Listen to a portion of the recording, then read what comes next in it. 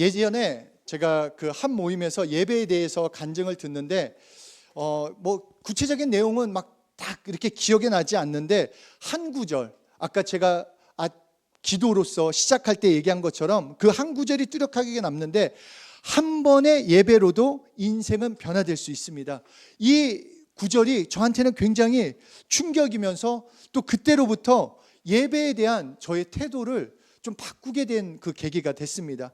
정말 우리가 하나님께 드리는 예배, 그것은 어느 교회에서 예배 드렸다, 누구의 말씀을 들었다, 그것을 넘어서 하나님께 예배를 드리는 그 예배자를 통해, 그 예배를 통해 우리의 인생이 변화될 수 있다라고 우리에게 알려주십니다. 그래서 오늘의 예배를 좀 예배에 대해서, 또 예배에 성공하는 우리가 되게 또 예수 이름으로 축복합니다. 예수님 당시 유대인들은 이 사마리아인들을 개, 돼지 취급을 했습니다. 왜냐하면 이 예루살렘을 보면은 참 재밌어요. 이 예루살렘에서 저 갈릴리 저쪽으로 올라갈 때 이 사마리아를 통과하는 거가 사실 빠릅니다. 이걸로 가면은 바로 갈 수 있는데 꼭 이 비길로 갔어요. 이 사마리아 땅은 난 밟지도 않겠다. 그 개와 돼지와 같은 그 사마리아 사람들은 난 만나지 않을 거야. 우리 유대인은 만나지 않을 거야 하면서 이 반대로 이 요단강을 건너서 서쪽을 향해 동쪽을 향해서 이렇게 올라가는 그 길을 선택을 했습니다. 왜냐하면 BC 722년경에 그 아수르에게 이 북이스라엘이 침공을 당하고 멸망을 당합니다. 그런데 이 아수르 정책 중에 하나가 뭐였냐면 피를 섞는 거였어요. 그냥 그 모든 자기들이 통치한 나라에 가가지고 그 결혼을 마구잡이로 시켜서 그 피가 온전히 섞이게 만들었습니다. 그렇게 해서 북이스라엘 지역에는 많은 혼혈인들이 거주하게 되었고 나오게 되었습니다. 그것은 민족의 정체성만이 아니라 이제 이방 민족, 그 이방 종교가 섞여서 이방인과 비슷하게 되었습니다. 그들의 후손이 바로 사마리아 사람들이었습니다.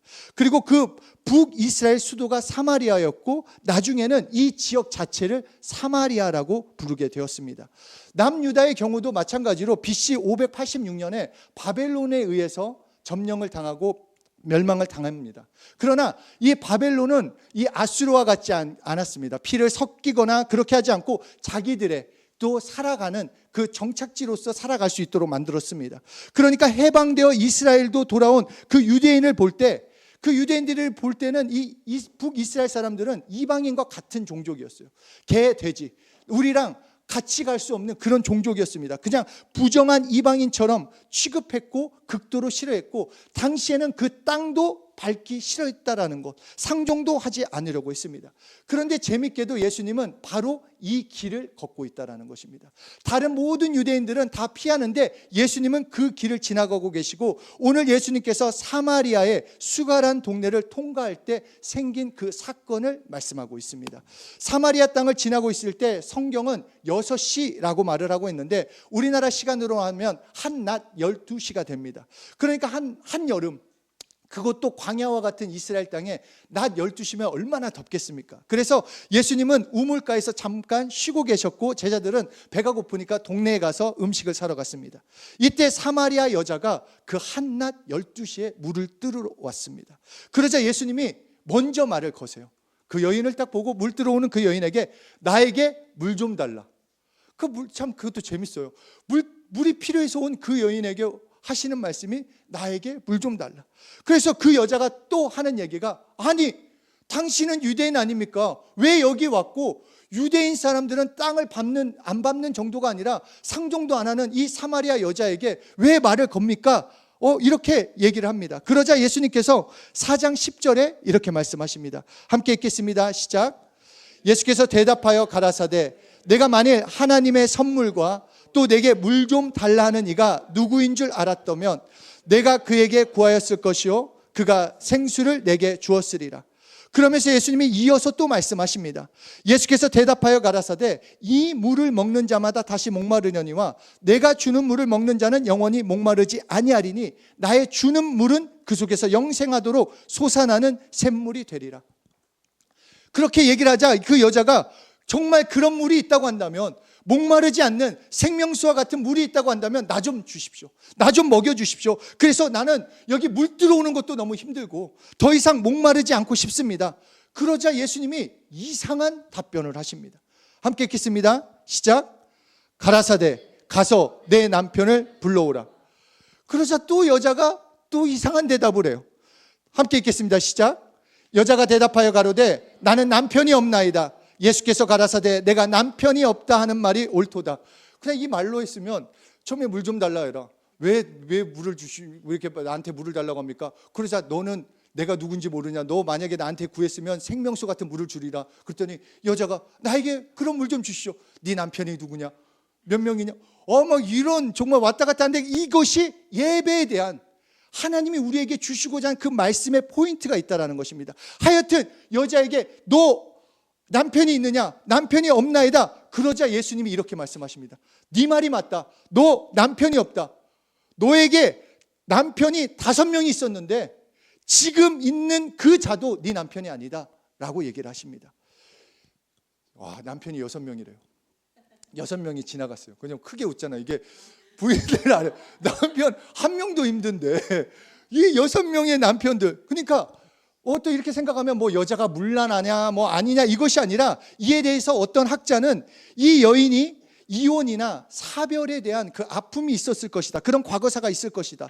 또 다른 학자는 유대 전통처럼 첫째 아들과 결혼했는데 아기를 못 낳고 죽어서 뭐 그 둘째 아들 그리고 계속해서 그 아들이 자녀가 없어서 그렇게 6번째까지 왔다라고 말을 하기도 합니다.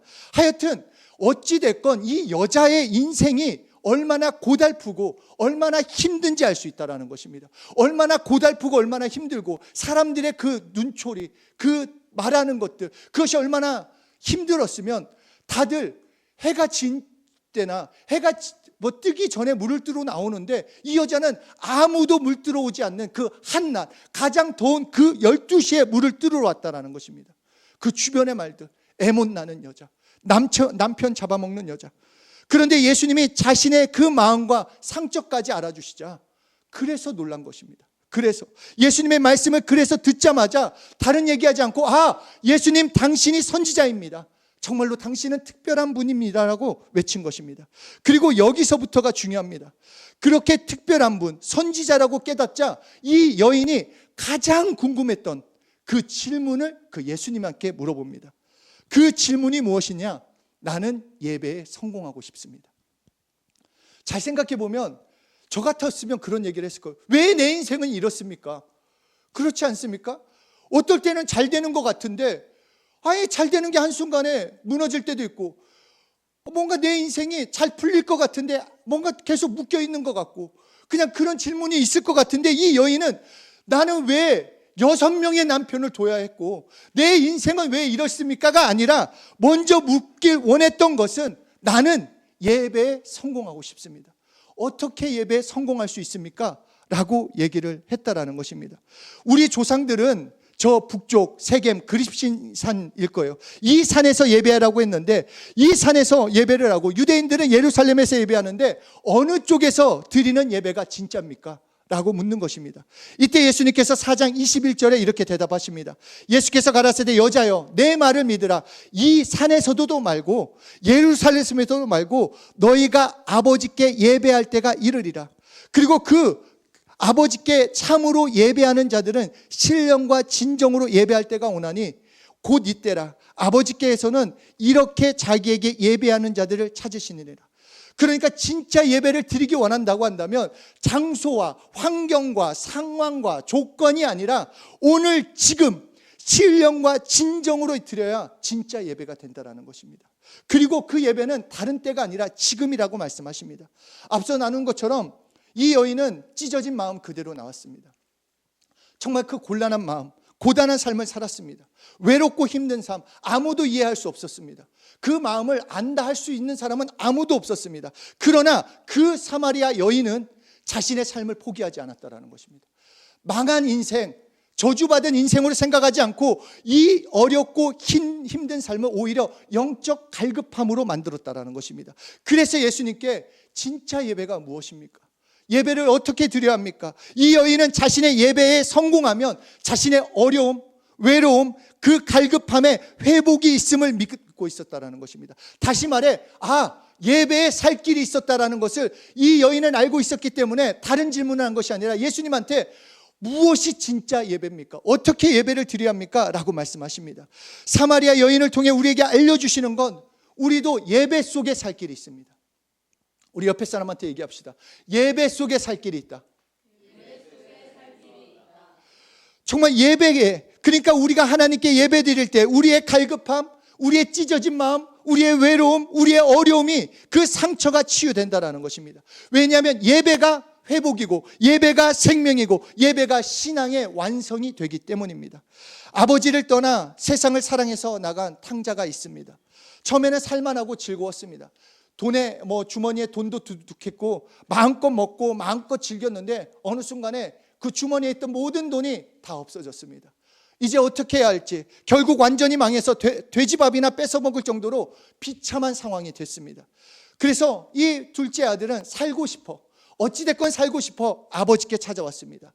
그때 아버지는 아무 말도 하지 않고 저 멀리서 바라보며 아들인 것을 보며 찾아왔습니다. 아들이 오기만을 아버지는 기다렸고, 아들이 돌아오자 두 팔 벌려 안아주고 위로해주고 잔치까지 베풀어 주셨습니다. 그 아들의 모든 것을 아버지는 회복시켜 주시길 원했다라는 것입니다. 바로 예배가 이것입니다.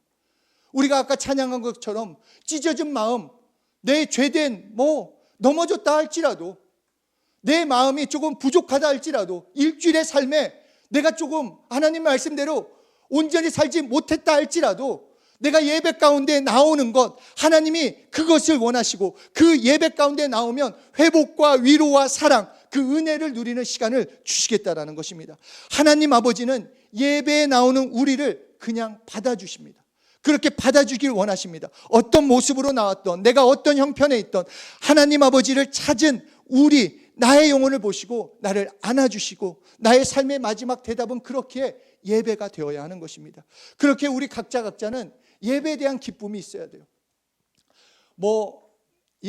어떤 교회, 어떤 시스템, 어떤 환경, 외적인 그걸 떠나서 그냥 예배 드린다라는 그 자체, 하나님께 나아간다는 그 자체, 하나님께 예배 드린다라는 그 소망이 있어야 하는 것이고 기쁨이 있어야 합니다. 왜냐하면 그 나의 모든 문제, 나의 모든 어려움, 그 하나님에 대한 그런 그 갈증들, 질문에 다양한 모든 답이 그 예배 가운데 주어지기 때문입니다.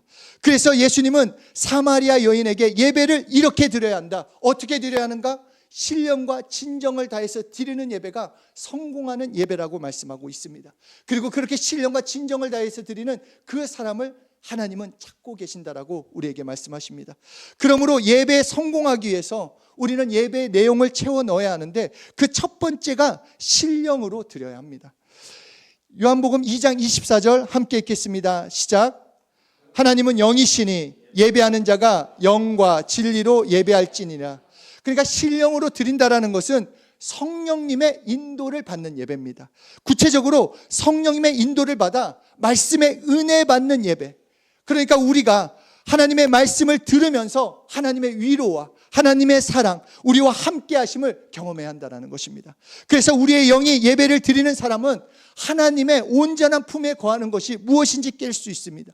그것을 깨닫고 경험할 수 있습니다. 깨어진 인생들이 어디서 치료받을 수 있는가? 그리고 고독한 인생들이 어디서 위로와 사랑을 경험할 수 있는가? 예배를 통해서 받을 수 있습니다. 우리가 예배 드릴 때 하나님의 안아주심, 함께해 주심을 경험하는 것입니다. 그러므로 먼저 우리가 예배 드릴 때 그 내용은 무엇인가? 성령님을 의지하며 예배 드리는 것입니다. 내 경험, 내 지식, 똑같은 예배일 거야, 똑같은 주일 예배가 아니라 매주 새로운 예배입니다. 매주 나에게 주시는 첫 예배고 매주 새롭게 나를 변화시켜 주시는 예배이기 때문에 성령님을 의지하며 예배 드릴 때 나에게 깨어졌던, 망가졌던, 상처났던 그 어떤 것이든 그대로 나를 안아주시고 회복시켜 주시며, 괜찮아, 내가 다 알아, 내가 이뤄줄 거야 라고 위로해 주신다는 것입니다. 그렇기 때문에 우리 모두는 예배에서 인생이 치료되는 것을 경험할 수 있습니다. 그러므로 말씀의 은혜 받는 것, 이것이 예배의 기본이고 신령한 예배요, 영으로 드리는 예배가 되는 것입니다. 예배는 하나님을 만나러 오는 것입니다. 물론 우리끼리 교제도 나눌 수 있고 또 믿음의 사람들이 함께 한 주 동안 이렇게 살아왔고 같이 기도하고 하나님을 찬양할 수 있지만 제일 우선순위는 하나님을 만나러 오는 것이고 하나님의 말씀을 들으러 오는 것이고 하나님의 안아주심을 경험하러 오는 것이 예배가 됩니다. 그러니까 우리가 예배 드릴 때 나는 하나님을 만나러 간다라는 그 기대를 가지고 또 성령님을 의지함으로써 내가 하나님을 온전히 만나길 소원하시면서 기도해야 하는 것입니다. 그리고 두 번째 예배는 진리로 드려야 합니다. 똑같이 다시 한번 읽도록 하겠습니다. 하나님은 영이시니 예배하는 자가 영과 진리로 예배할지니라. 진리, 진짜 예배를 드려야 한다라고 말씀하십니다. 진짜 예배가 무엇일까? 여러분, 진짜 예배, 가짜 예배, 이 말이 아니라 진짜 예배, 하나님이 받으시는 예배는 무엇인가? 먼저 찬양을 드리는 것이 진짜 예배가 됩니다. 시편 22편 3절에 이스라엘 찬송 중에 거하시는 주요, 주는 거룩하시니이다 라고 말씀하고 있습니다. 우리가 찬송할 때 그 찬송, 하나님은 찬송 속에 와 계신다. 그러므로 찬송하는 자, 찬양하는 자는 하나님을 만나는 것입니다. 그래서 우리가 찬양할 때 막 그냥 행복과 기쁨은 단지 어떤 음율이 좋아서, 어떤 음악이 좋아서, 드럼 소리가 좋아서, 악기 소리가 좋아서, 가사가 좋아서가 아니라 하나님을 찬양하기 때문에, 하나님을 만나는 진정한 예배가 찬양 가운데 있기 때문에 그 찬양을 통해서 변화되게 되는 것입니다. 그래서 우리가 찬양할 때 행복과 기쁨을 누리는 것은 정말 하나님을 만나주시는 것, 그러니까 나의 삶에서도 우리가 예배뿐만 아니라 나의 삶에서도 찬양할 수 있는 자가 되어야 합니다. 하나님과 함께하는, 나의 삶이 하나님을 계속 만나는 삶을 살고 있다는 것, 음이 좀 안 맞더라도, 박자가 좀 틀리더라도 찬송 속에 거하는 우리가 하나님을 만나는 것이요, 이것이 진정으로 하나님과 교제하는 시간이 됩니다. 그러면 우리의 참된 믿음의 그 생활이라는 것은 주일 예배뿐만 아니라 우리의 매일 매 순간을 찬송함으로 하나님과의 교제를 만들어가고, 또 무엇보다도 정말 이 예배 가운데 찬송할 수 있다라는 것, 찬양할 수 있다라는 것이 우리에게는 축복이고, 그 가운데 하나님의 그 놀랍게 만져주시고 위로해 주시는 것을 경험할 수 있습니다. 또한 기도를 드리는 것이 진짜 예배가 됩니다. 하나님께 기도를 드릴 때 하나님을 만나는 진정한 예배가 됩니다. 마태복음 7장 7절 함께 읽겠습니다. 시작. 구하라, 그러면 너희에게 주실 것이요, 찾으면 찾을 것이요, 문을 두드리라, 그러면 너희에게 열릴 것이니. 이 말씀은 기도와 응답이 하나가 되어 있을 때 이것이 진정한 예배라고 말씀하십니다. 다시 말해 응답이 있는 기도가 참된 예배의 요소가 된다라고 우리에게 알려주십니다. 그러니까 우리가 해야 할 것은 기도해야 합니다. 찬양해야 하고 기도해야 하는 것, 누가 했기 때문이 아니라 내가 진정한 신령과 진정을 예배드리기 원한다고 한다면 성령님을 의지해서 내가 찬양해야 하는 것이고 내가 기도해야 하는 것입니다. 예수 이름으로 기도하고 또한 응답을 받고자 하는 그 간절함이 있어야 합니다. 그래서 하나님께서는 우리에게 쉬지 말고 기도하라 할 정도로, 왜냐하면 하나님을 예배하는 삶, 예배하는 인생, 하나님의 도우심을 경험할 수 있기 때문에 작은 것 하나하나 기도하고 응답을 누려라. 이 삶이 예배의 삶이고 이 삶이 성공하는 삶이라고 말씀하십니다. 뿐만 아니라 찬양을 드리고 기도를 드리는 것과 동시에 또한 하나님께 물질을 드리는 것이 진짜 예배라고 말씀하십니다. 물질 그 자체도 소중하지만 물질이 소중한 것은, 물질은 시간과 함께 드리는 것이기 때문에 하나님이 소중히 받아주십니다. 우리가 물질이 그냥 생기지 않습니다. 가만히 앉아 있는데 내 주머니에, 내 통장에 돈이 생기지 않습니다. 일을 해야 하고 시간을 투자하고 시간을 들여서 일해야 돈을 벌 수 있습니다. 그러니까 하나님께 물질을 드린다라는 것은 다시 말해 내 삶을 드리는 것입니다. 시간과 내 열정과 내 열심, 그래서 그 시간까지 드리는 것이기에 나의 모든 것을 그분에게 드리는 것을 무엇으로 표현하는가? 물질을 통해. 그리고 그 물질을 통해 드릴 때 하나님께서 그것을 받아주시고 축복하시겠다라고 약속하고 계십니다. 이것은 액수를 말하는 것이 아닙니다. 뭐 많이 내느냐 적게 내느냐 그것이 아니라 하나님께 드리는 행복을 가져야 그 예배에 성공할 수 있음을 우리에게 알려주십니다. 그분에게 기쁨을 가지고 드려봐라. 이처럼 신앙의 성공은 예배의 성공입니다. 성령님을 의지해서 찬양을 하고 기도를 드리고 물질을 통해 하나님께 예배 드릴 때 그 예배에 회복이 있고 사랑이 있고 새로운 삶이 시작됩니다. 그러므로 우리는 예배에 성공해야 합니다. 그리고 예배 드릴 때 우리가 지금이라고 예수님이 말씀하신 것, 지금 예배드려라. 왜 예배를 지금 드리는가? 예수님이 함께 하시기 때문에 지금이라고 말씀하셨습니다. 바로 이것을 우리에게 알려주시는 것은 결국 예배의 조건이 무엇인가? 예수님이라는 것입니다. 찬양, 기도, 물질을 드리는 것도 예수님으로 이루어져야 합니다. 예수님 때문에 기도하는 것이고, 예수님 때문에 헌금을 드리는 것이고, 예수님 때문에 찬양하는 것, 모든 우리의 예배는 예수님 안에 이루어질 때 그 예수님 때문에 감격과 감사와 소망과 열정을 가지고 하나님께 진정으로 예배 드릴 수 있는 것입니다. 이렇게 예수님 안에서 하나님께 예배 드릴 수 있고 우리는 하나님을 만날 수 있습니다. 이것이 성공하는 예배고, 그 예배를 통해 우리는 변화될 수 있습니다. 그러므로 예수님을 사랑하고 예수님 때문에 예배 드리는 자, 신령과 진정으로 예배 드리는 자에게 예수님을 경험시켜 주십니다. 우리가 이 말씀을 보면 재밌는 부분이 있어요. 예수님의 공생애를 보면은 예수님이 막 치료하시고 막 어떤 사건을 했을 때 그 사람들에게 하시는 말씀이, 야, 내 얘기하지 마, 소문 내지 마. 이것이 대부분 예수님이 하신 말씀이에요. 너 어디 가서 내 얘기하지 말고 나라는 것 드러내지 마. 다른 사람들에게 자신이 그리스도이심을 직접 말씀하지 않으셨습니다. 그런데 오늘 진정으로 예배드리고자 하는 그 여인에게 하시는 말씀이, 정말 그리스도가 누군지 나는 궁금하고 나는 정말 예배드리고 싶습니다 하자, 내가 그로다. 예수님이 직접 말씀하세요. 내가 그로다. 그러자 여인이 회복되어 온 것처럼 우리의 마찬가지도 진짜 예배에 대한 그 갈망, 예배에 대한 소망, 나 진짜 예배에 성공할 거야, 나 예배에 성공하고 싶어, 그 사람에게 예수님이 자신을 보여주시겠다라는 것입니다. 예수님 안에 있는 것을 경험시켜 주시겠다라는 것입니다. 우리가 왜 말씀을 읽습니까? 왜 신앙을 생활합니까? 더 예수님을 알고자 하는 것 아니겠습니까? 그냥 단지 구원받는 것, 단지 예수 믿고 천국 가는 것, 그것이 아니라 더 예수님을 알고자, 이 땅에서 예수님을 사랑하고자 우리가 신앙생활하는데 누가 그 예수님을 알고 믿고 따를 수 있는가? 예배에 성공하는 자, 내가 그로다 알려주시겠다라고 우리에게 말씀하십니다.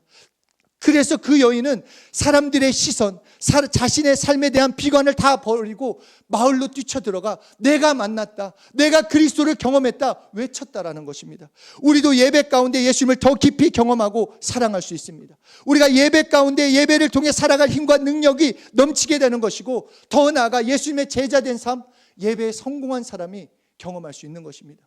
그러니까 이 주일 예배는 그냥 주일날 오전 11시 어쩔 수 없이 나오는 예배가 아니라 결국은 하나님의 위로, 하나님의 사랑, 하나님의 역사하심을 경험하는 것뿐만 아니라 진짜 예수님을 만나는 시간이 되는 것이고, 그 신령과 진정을 다해서 드리는 그 사람에게 예수님이 내가 하나님임을 보여주고 내가 그리스도임을 보여주시겠다라고 말씀하시는 것입니다. 그렇기 때문에 주일 예배가 중요한 거고, 그렇기 때문에 주일 예배에 대한 소망과 열정, 예배에 대한 간절함이 우리에게 있어야 하는 것입니다. 야, 괜찮아, 찢어진 마음이든 뭉개진 마음이건 상관없어, 나한테 나와, 나를 예배해봐, 그러면 내가 회복시켜 주실 거야 라고 말씀하신 그 마음이 여러분의 것이 되었으면 좋겠습니다. 정말 하나님의 마음, 예배 드리면 내가 안아주겠다, 회복시켜 주시겠다. 그러므로 누가 말해도, 누가 어떻게 생각해도 그게 중요한 것이 아니라 나는 예배에 성공하겠다라는 그 소원이 여러분들에게 넘치길 소원합니다.